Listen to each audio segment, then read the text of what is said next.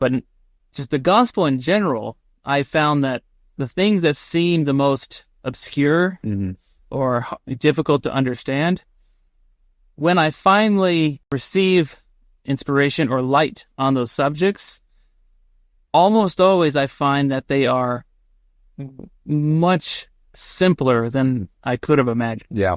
It's much more practical. It's much more pure. It's much more primitive, even than like we get in our head of the gospel and certain things are supposed to be this grand, obscure, Almost mythical, magical thing. It's hard to understand. It's eternity. But the more and more you start understanding the gospel, right, the plan of salvation, the more everything just becomes simple. It becomes pure.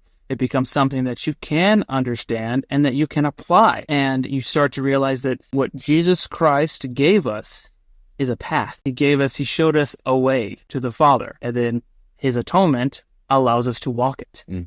And that's what the gospel is about. And that's what the temple is about. And then when we say we're a covenant people, and when we make these covenants, starting at baptism and through the temple, it's all about helping us walk the path and become more like Jesus Christ, who gave us the perfect example, and have access to the fullness of the blessings of the Father that we couldn't have access to otherwise. Yeah. And it's just there's purity, there's simplicity, and I mean that's the great irony, is that in a way that's what's most profound, is that the more you recognize the simplicity and purity of it, the more profound it is to you.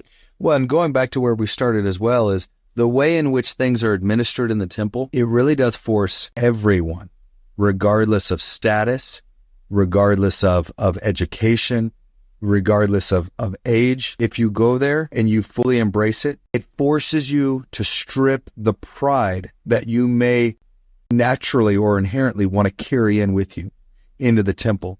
Because then you go in and you change into your temple clothes, and obviously through the initiatory and endowment and everything that you do in there, it really does strip all of that away. And it allows each of us to kind of be humble, to be on the same playing field, and to each be learning from the Savior, he who has all knowledge, who has all wisdom, and whom all of us must go through to return to the Father, right? It really is that antidote to the pride cycle. And so if it's awkward for you, if it's weird, if it's different, great.